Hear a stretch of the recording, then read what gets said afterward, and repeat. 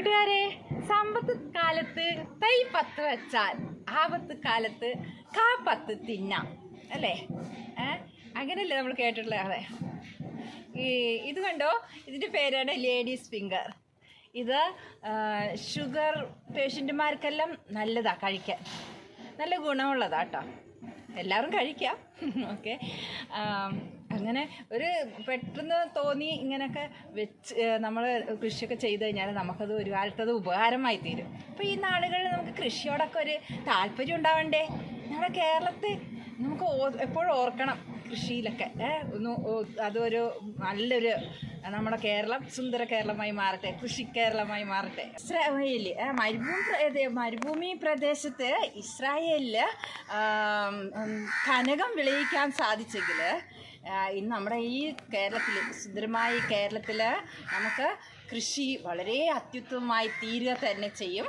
അങ്ങനെയെങ്കിൽ നല്ല കാലാവസ്ഥ, നല്ല മഴയൊക്കെ കിട്ടുന്ന നമുക്ക് എന്തുകൊണ്ട് ഇതൊക്കെ ചെയ്തുകൂടാ? നമുക്ക് ഈ ദിവസങ്ങളിൽ മണ്ണൊക്കെ ഒന്ന് കളച്ച് മറിക്കാം, നമുക്ക് പ്രാർത്ഥിക്കാം.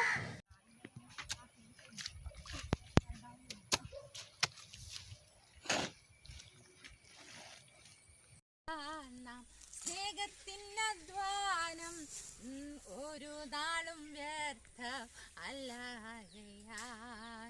ഇപ്പോൾ വിതയ്ക്കാതെ ഇരുന്നാൽ കൊയ്യാതെ മുമ്പാകെ നിൽക്കും ലജ്ജയിൽ. ഇത്തുകാലത്തിൽ നാം സന്തോഷിച്ചും കറ്റകൾ ചുമന്നും കൊണ്ടുവന്നിടും. കൊയ്ത്തുകാലത്തിൽ നാം സന്തോഷിച്ചും കറ്റകൾ ചുമന്നും കൊണ്ടുവന്നിടും. ഹായ്, ലേഡീസ് ഫിംഗർ ഫലത്തെ വെട്ടിയെടുത്തിരിക്കുകയാണ്. ഇത് കണ്ടോ, ഇത് ഇങ്ങനെ മുകളിലോട്ടാണ്. ഇന്നത്തെ വാക്യം സങ്കീർത്തനം 126 5 6. കണ്ണുനീരോടെ വിതയ്ക്കുന്നവർ ആർപ്പോടെ കൊയ്യും, വിത്ത് ചുമന്നും കരഞ്ഞും വിതച്ചും കൊണ്ട് നടക്കുന്നു, കറ്റ ചുമന്നും ആർത്തും കൊണ്ട് വരുന്നു. സങ്കീർത്തനം 126 5 6. സ്വർഗത്തിൽ നല്ല വിത്തുകൾ വിതച്ചാൽ 30 60 100 മേനി വിളവു ലഭിക്കും.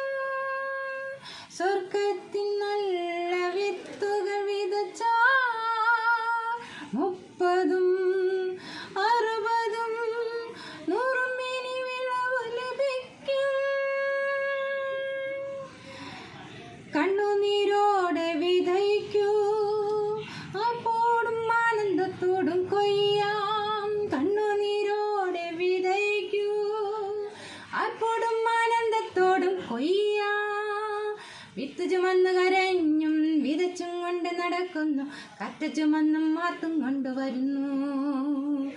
വിത്ത് ചുമന്ന് കരഞ്ഞും വിതച്ചും കൊണ്ട് നടക്കുന്നു, കറ്റ ചുമന്നും ആർത്തും കൊണ്ടുവരുന്നു.